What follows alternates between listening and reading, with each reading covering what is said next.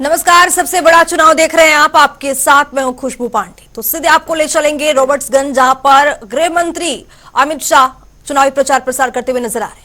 1989 में 1989 में गोली चली थी या नहीं चली थी सोनभद्र में? जरा जोर से बोलो, चलाई थी या नहीं चलाई थी? सीमेंट फैक्ट्री के विरोध के लिए गोली चलाने का काम इस समाजवादी पार्टी ने किया था और भारतीय जनता पार्टी ने आदिवासी भाइयों बहनों के घर में अनेक सुविधाएं भेजने का काम किया, अनेक सुविधाएं भेजने का काम। वन अधिकार पट्टा कभी समाजवादी पार्टी ने नहीं दिया। भाजपा की सरकार ने काम शुरू किया है और मैं वादा कर कर जाता हूं, मोदी जी को तीसरी बार प्रधानमंत्री बना दो, अगले चुनाव के पहले सबको वन अधिकार पट्टा अपने घर पर मिल जाएगा। भाइयों बहनों, मिल जाएगा।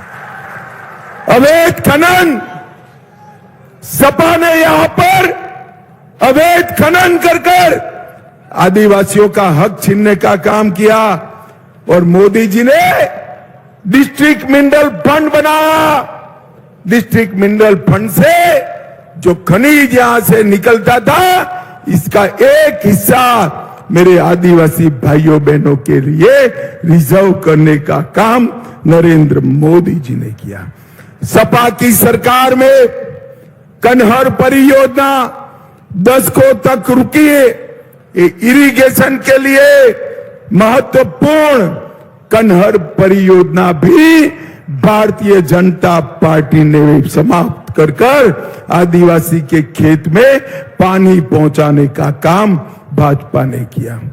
और सोनभद्र वालों, सबसे महत्वपूर्ण बात, ये पूरा क्षेत्र उत्तर प्रदेश, छत्तीसगढ़, मध्य प्रदेश के सीमांत क्षेत्र, यहां पर नक्सलवाद फला फूला था। मोदी जी ने पूरे देश से नक्सलवाद को समाप्त कर आदिवासी क्षेत्र में विकास करने का काम अगर किसी ने किया तो हमारे नेता नरेंद्र मोदी जी ने किया।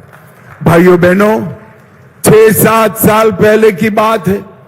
मैं 2013 में आया था। 6-7 साल पहले मिर्जापुर और सोनभद्र में पेयजल मिलना, शुद्ध पानी पीना बड़ा चक्कर था। घड़ा लेकर ये माताएं बहनें दूर दूर तक जाती थी। अब 3 साल में अभी भी कई लोगों के घर में नल से जल पहुंचा है, मगर 3 साल में बहनों आपके घर में नल से जल पहुंचाने का काम भारतीय जनता पार्टी पूरा करने वाली है, पूरा करने वाली। भाइयों बहनों, सोनभद्र के साथ पहले सौतेला व्यवहार होता था। यहां पर ओबरा और अनपरा में कितनी सारी बिजली उत्पन्न होती थी, मगर हमारे सोनभद्र को नहीं मिलती थी। आज नरेंद्र मोदी जी ने घर घर पर बिजली पहुंचाने का काम नरेंद्र मोदी जी ने किया है, नरेंद्र मोदी जी ने। और सबसे बड़ा काम, 500 साल से देश और दुनिया के सारे लोग राम भक्त राह देख कर बैठे थे कि राम लल्ला टेंट से भव्य मंदिर में विराजे। ये कांग्रेस पार्टी और समाजवादी पार्टी इसको रोक कर रखी थी। कार सेवकों पर गोली चलाने का काम इस समाजवादी पार्टी ने किया था और नरेंद्र मोदी जी ने 5 साल में केस भी जीता, भूमि पूजन भी किया और प्राण प्रतिष्ठा कर जय श्री राम कर दिया। मेरे आदिवासी भाइयों बहनों, भगवान राम ने सबरी के झूठे बेर खाए। भगवान राम ने गूराज को, निषाद राज को गले लगाने का काम किया। वही भगवान राम को प्रतिष्ठित करने का काम हमारे नरेंद्र मोदी जी ने किया। नरेंद्र मोदी जी, भाइयों बहनों, ये चुनाव जो है राम भक्तों पर गोली चलाने वाले और राम मंदिर बनाने वालों के बीच में है। मुझे बताओ, राम मंदिर बनाने वाले मोदी जी को फिर से प्रधानमंत्री बनाओगे क्या? जोर से बोलो, बनाओगे क्या? कैसे बनाओगे भाई? मोदी जी तो काशी लड़ते हैं, कैसे बनाएंगे बताओ? ना भाई ना, मैं एक रास्ता बताओ। हमारे मोदी जी की प्रतिनिधि यहां बहन रिंकू जी है, इनका निशान कप प्लेट है। क्या है? जोर से बोलो, क्या है? और हमारे विधायक के प्रत्याशी का निशान कमल है। क्या है? आप रिंकू जी के कप प्लेट के निशान पर बटन दबाओगे, बटन सोनभद्र में दबाओगे और मोदी जी दिल्ली में प्रधानमंत्री बन जाएंगे। समझ में आया? मैं फिर से कहता हूं, पूछता हूं, मोदी जी को प्रधानमंत्री बनाना है तो बटन किस पर दबाना है? जोर से बोलो, किस पर दबाना है? कोई गलती न हो, सोनभद्र में कप प्लेट पर बटन दबाकर मोदी जी को प्रधानमंत्री बनाना है। भाइयों बहनों, ये जो कांग्रेस पार्टी है, ये मुसलमानों को खुश करने के लिए एसटी, एससी और ओबीसी, आदिवासी, दलित और पिछड़ों का आरक्षण छीनकर मुसलमानों को देना चाहती है। कर्नाटक और तेलंगाना में किया है, मगर आप चिंता मत करिए सोनभद्र वालों, मैं आज कहकर जाता हूं, भारतीय जनता पार्टी का एक भी सांसद संसद में है तब तक आदिवासी, पिछड़ा वर्ग और दलित का आरक्षण हम किसी को हाथ नहीं लगाने देंगे, नहीं। ये नरेंद्र मोदी जी की गारंटी है। आरक्षण को ये राहुल बाबा छीनकर मुसलमानों को देना चाहते हैं। हम यहां से चैलेंज देते हैं राहुल बाबा को, राहुल बाबा ताकत हो तो मेरे आदिवासी भाइयों के आरक्षण को हाथ लगाकर देखो, हाथ लगाकर। भाइयों बहनों, पकौड़ी लाल जी यहां से हमारे सांसद रहे, आगे आओ पकौड़ी लाल जी, आगे आओ। ये पकौड़ी लाल जी ने रॉबर्ट्सगंज में ढेर सारे विकास के काम किए हैं।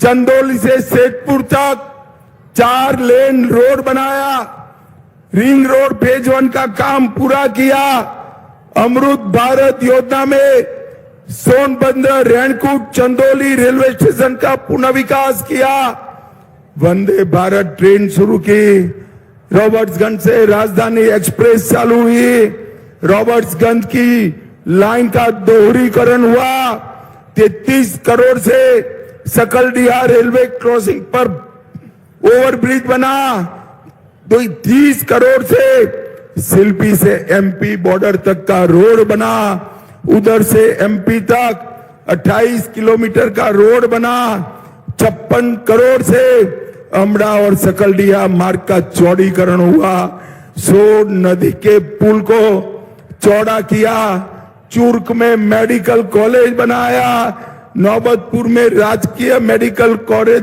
दूसरा बन रहा है, ओबरा में 600 मेगावाट के नए पावर प्लांट की स्थापना की और 1,10,000 आदिवासियों को घर दिया, 4,50,000 आदिवासियों को गैस का सिलेंडर दिया, 7,60,000 गरीबों के घर में शौचालय बनाया और 4,10,000 किसानों को किसान सम्मान निधि दिया और 7 लाख गरीबों को प्रति माह प्रति व्यक्ति 5 किलो अनाज मुफ्त में देने का काम हमारे पकौड़ी लाल जी ने नरेंद्र मोदी के नेतृत्व में किया। सोनभद्र वालों, आप सभी का टीका लगा है या नहीं लगा है कोरोना का? जिसका लगा है जरा हाथ उठाओ तो। सभी का लगा है ना? 4 आना भी देना पड़ा है भाई, देना पड़ा है, जरा बोलो। मोदी जी ने सामने से कॉफी पिलाकर टीका लगाया ना? जोरे जोर से बोलो, या लगाया या नहीं लगाया? मोदी जी ने 130 करोड़ की जनता को कोरोना का टीका लगाकर कोरोना से सुरक्षित करने का काम हमारे नरेंद्र मोदी जी ने किया है। नरेंद्र मोदी जी, भाइयों बहनों, मोदी जी ने देश को सुरक्षित किया, समृद्ध किया, चंद्रयान को चंद्रमा तक पहुंचाया, आदित्ययान ले गए और देश के गरीबों का कल्याण किया। नरेंद्र मोदी जी फिर से एक बार प्रधानमंत्री बने, तब मैं आपको विश्वास दिलाता हूं सोनभद्र वालों, एक बार फिर से मोदी जी को प्रधानमंत्री बनाओ, दुनिया में हम भारत को नंबर 1 बनाएंगे, नंबर 1। और उत्तर प्रदेश को भारत में नंबर 1 बनाने का काम हम करेंगे। भाइयों बहनों, अंत में एक बात मैं पूछता हूं, सपा के राज में या माफिया, सैंड माफिया, खदान माफिया, रेत माफिया काम करते थे या नहीं करते थे? जोर से बोलो, करते थे या नहीं करते थे? आपने भाजपा सरकार बनाई, मोदी जी ने योगी जी को मुख्यमंत्री बनाया, योगी जी ने माफियाओं को उल्टा लटका कर सीधा करने का काम योगी आदित्यनाथ, पूरे उत्तर प्रदेश को योगी जी ने सुरक्षित किया है भाइयों बहनों। और ये चुनाव है नरेंद्र मोदी को तीसरी बार प्रधानमंत्री बनाने का। ये देश के गरीब, वंचित, पिछड़े, आदिवासी, दलित, इनका अगर कोई कल्याण सोचता है तो हमारे नेता नरेंद्र मोदी सोचते हैं भी। नरेंद्र मोदी, मुझे बताओ सोनभद्र वालों, मोदी जी को फिर से प्रधानमंत्री बनाओगे क्या? अरे भाई, चारों ओर से आवाज आनी चाहिए, रोड पर खड़े वो भी बोले, मोदी जी को फिर से प्रधानमंत्री बनाओगे? रिंकू कौल जी के कप प्लेट पर बटन दबाओगे? दूधी में कमल पर बटन दबाओगे?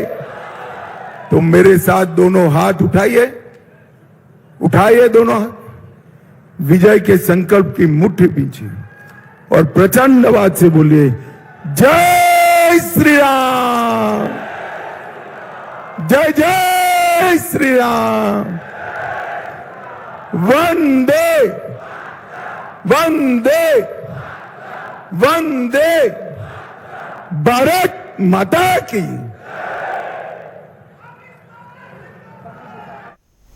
बुलेटिन में आगे बढ़ेंगे। लोकसभा चुनाव के 7वें और अंतिम चरण में बाबा विश्वनाथ की नगरी काशी पूरे देश में सियासत का केंद्र बन गई है।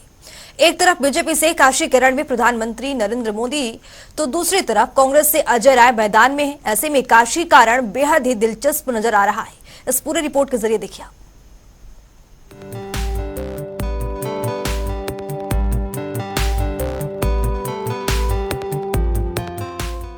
वाराणसी उत्तर प्रदेश का एक प्रसिद्ध शहर है। इसे बनारस और काशी भी कहा जाता है। इनके अलावा इसे मंदिरों का शहर, भारत की धार्मिक राजधानी, भगवान शिव की नगरी, दीपों का शहर, ज्ञान की नगरी के नाम से भी जाना जाता है। इसे हिंदू धर्म में सबसे पवित्र नगरों में से एक माना जाता है।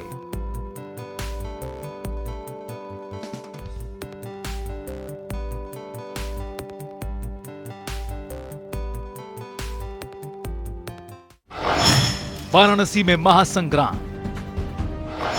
वाराणसी सीट क्या है खास? क्यों मची है पॉलिटिक्स वॉर? काशी में क्या है चुनावी माहौल? दुनिया भर में सियासत के लिहाज से भी काशी का नाम लिया जाता है। इसकी वजह भी साफ है कि ये प्रधानमंत्री नरेंद्र मोदी का संसदीय क्षेत्र है। एक बार फिर पीएम मोदी इस सीट से चुनाव लड़ रहे हैं। ऐसे में वाराणसी लोकसभा सीट आकर्षण का केंद्र है।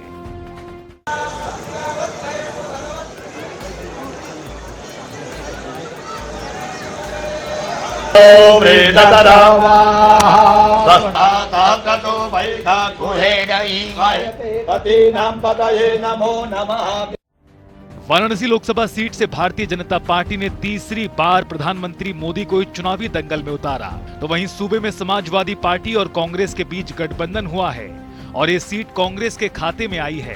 कांग्रेस ने सीट से अजय राय को अपना उम्मीदवार बनाया है, तो वहीं बहुजन समाज पार्टी ने अतहर जमाल लारी को अपना उम्मीदवार घोषित किया।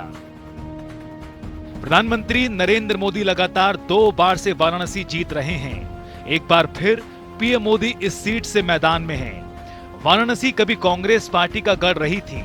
इस सीट पर अभी तक 7 बार कांग्रेस चुनाव जीत चुकी है, तो वहीं बीजेपी भी 7 बार चुनाव जीत चुकी है। एक बार जनता दल और सीपीआई भी ये सीट पर जीत का परचम लहरा चुके हैं। हालांकि 17 लोकसभा चुनावों में कभी भी सपा और बसपा ने जीत दर्ज नहीं की। चलिए ग्राफिक्स के जरिए वाराणसी सीट का चुनावी इतिहास आपको बताते हैं। 1952 में रघुनाथ सिंह भारतीय राष्ट्रीय कांग्रेस के जीते। 1962 में भी रघुनाथ सिंह की जीत हुई। 1967 में सत्यनारायण सिंह भारतीय कम्युनिस्ट पार्टी से जीते। 1971 में राजाराम शास्त्री भारतीय राष्ट्रीय कांग्रेस से जीते। 1977 में चंद्रशेखर इंडियन नेशनल लोकदल से विजयी हुए। 1980 में कमलापति त्रिपाठी भारतीय राष्ट्रीय कांग्रेस से जीते। 1984 में श्यामलाल यादव भारतीय राष्ट्रीय कांग्रेस से जीते। 1989 में अजय यदुवंशी जनता दल से जीते, तो वहीं 1991 में श्रीश चंद्र दीक्षित भारतीय जनता पार्टी के जीते। 1996 में एक बार फिर भारतीय जनता पार्टी के शंकर प्रसाद जायसवाल की जीत हुई। 1998 में भी शंकर प्रसाद जायसवाल बीजेपी से जीते। 1999 में शंकर यादव बीजेपी से जीते। 2004 में डॉक्टर राजेश कुमार मिश्रा भारतीय राष्ट्रीय कांग्रेस से जीते। 2009 में डॉक्टर मुरली मनोहर जोशी भारतीय जनता पार्टी से विजयी हुए और साल 2014 और 2019 में नरेंद्र मोदी इस सीट से जीते। अगर बात साल 2014 के लोकसभा चुनाव की करें तो इस सीट से बीजेपी ने नरेंद्र मोदी को उम्मीदवार बनाया था, तो वहीं उनको चुनौती देने के लिए आम आदमी पार्टी के मुखिया अरविंद केजरीवाल खुद मैदान में थे। इस चुनाव में पीएम मोदी को 5,81,022 वोट मिले, तो वहीं दूसरे नंबर पर आम आदमी पार्टी के प्रमुख और दिल्ली के सीएम अरविंद केजरीवाल को 2,09,238 वोटों से ही संतोष करना पड़ा। इस तरह पीएम मोदी ने चुनाव करीब 3,71,000 मतों से जीता था। वहीं साल 2019 में जब लोकसभा के चुनाव हुए तो सभी की निगाहें सीट पर थीं। यहां से बीजेपी के प्रत्याशी के तौर पर नरेंद्र मोदी एक बार फिर उतरे। पीएम मोदी के खिलाफ सपा बसपा गठबंधन ने बीएसएफ के पूर्व जवान तेज बहादुर को चुनावी दंगल में उतारा, तो वहीं कांग्रेस पार्टी की तरफ से मैदान में कांग्रेस के प्रदेश अध्यक्ष अजय राय मैदान में थे, लेकिन पीएम मोदी को भारी मतों से बम्पर जीत मिली। बात करें वाराणसी लोकसभा सीट के जातिगत समीकरण की तो वाराणसी लोकसभा सीट पर ब्राह्मण, भूमिहार, वैश्य, कुर्मी वोटर्स की काफी संख्या है। मुस्लिम मतदाताओं की संख्या भी काफी अहम है। अनुमान के मुताबिक ब्राह्मण वोटर्स की संख्या करीब 3 लाख, करीब 3 लाख के आसपास मुस्लिम वोटर्स, गैर यादव ओबीसी वोटर्स की संख्या करीब 3 लाख, कुर्मी मतदाताओं का आंकड़ा करीब 2 लाख, वैश्य वोटर्स करीब 2 लाख, भूमिहार मतदाता करीब 1.5 लाख, अनुसूचित जातियों के वोटर्स की संख्या करीब 1 लाख और यादव मतदाताओं की संख्या करीब 1 लाख है। वाराणसी सीट से समाजवादी पार्टी कांग्रेस गठबंधन के प्रत्याशी के तौर पर अजय राय चुनावी मैदान में हैं। वो पहले भी पीएम मोदी के हाथों बुरी तरह हार चुके हैं, लेकिन इस बार वो गठबंधन के प्रत्याशी के तौर पर कितना मुकाबला कर पाएंगे, ये देखने वाली बात होगी। स्पेशल डेस्क, जनता टीवी। गोंडा जिले में पुलिस एस्कॉर्ट लिखी एक फॉर्च्यूनर गाड़ी ने बाइक सवार छात्रों को रौंद दिया है। इस हादसे में दोनों की मौके पर ही मौत हो गई। वहीं एक गंभीर रूप से घायल हुआ है। स्थानीय लोगों के मुताबिक फॉर्च्यूनर गाड़ी के कैसरगंज से बीजेपी प्रत्याशी करण भूषण सिंह के काफिले का हिस्सा थी। घटना के बाद मौके पर लोगों की भीड़ जमा हो गई। गुस्साए लोगों ने जमकर नारेबाजी की और शव को उठाने से मना कर दिया। सूचना पाकर भारी फोर्स घटनास्थल पर पहुंच गई। फिलहाल अधिकारियों ने लोगों को समझाकर शव को कब्जे में लेकर आगे की कार्रवाई शुरू कर दी है।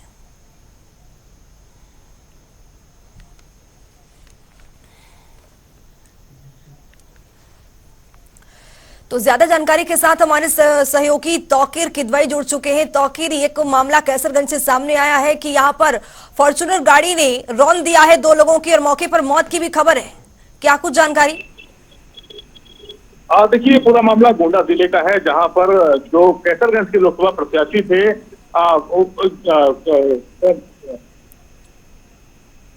जी, उनके बेटे जो उनका ड्राइवर है लवकुश श्रीवास्तव, उसको फिलहाल पुलिस ने गिरफ्तार किया है। इस पूरे मामले में 2 लोग घायल हुए हैं। इसमें शहजादे एक नाम है युवक का, जो सऊदी अरब से कुछ दिन पहले लौटा था। इसके अलावा 17 वर्षीय रेहान है। इसमें जो 60 साल की सीता देवी वो घायल हुई है। इस पूरे मामले में पुलिस कह रही थी कि कैसरगंज के जो विधायक, जो सांसद रहे हैं, उनके बेटे की पूरी गलती है, क्योंकि काफिला निकल रहा था और इसमें इनके बेटे की काफिले की गाड़ी से ये लड़े थे और उसके बाद पुलिस ने इनको वहां पर मौके पहुंची थे। दोनों को घायलों को अस्पताल पहुंचाया था। लेकिन फिलहाल इस पूरे मामले में अभी तक जो सांसद है उनके बेटे का कोई अभी ड्राइवर को गिरफ्तार किया और कहा है कि ड्राइवर की लापरवाही और गलती की वजह से इन दोनों जाने गई हैं, इसलिए उनकी गलती मानी जा रही है। इसी वजह से सिर्फ उनको गिरफ्तार किया गया है। तौकीर, 2 लोगों की मौत की खबर है, इसकी कितनी पुष्टि है? जी बिल्कुल, देखिए, पुलिस ने साफ किया है कि 2 लोगों की मौत हुई है। इसमें शहजादे हैं और इसके अलावा एक दूसरा युवक है 17 साल का रेहान। ये 2 लोगों की मौत हुई और एक सीता देवी जो 60 साल की है वो घायल हुई है। बताया जा रहा है कि अनियंत्रित होकर वाहन इतनी बुरी तरह से रोड किनारे बैठी सीता देवी को रगड़ के वहां पर उनको ऊपर रौंद दिया कि वहां पर एक खंभा लगा था, उस खंभे को भी इस गाड़ी ने तोड़ा। यानी कि जो लोग रोड के किनारे थे उनके ऊपर ये गाड़ी चढ़ी है। जी, बहुत शुक्रिया तौकीर किदवई तमाम जानकारी साझा करने के लिए। तो आपको बता दें कि फॉर्च्यूनर गाड़ी से एक्सीडेंट की खबर, यहां पर 2 लोगों की मरने की भी यहां पर खबर सामने आ रही है। तो इस बुलेटिन में मेरे साथ इतना ही। देश और दुनिया की तमाम खबरों के लिए बने रहिए जनता टीवी के साथ।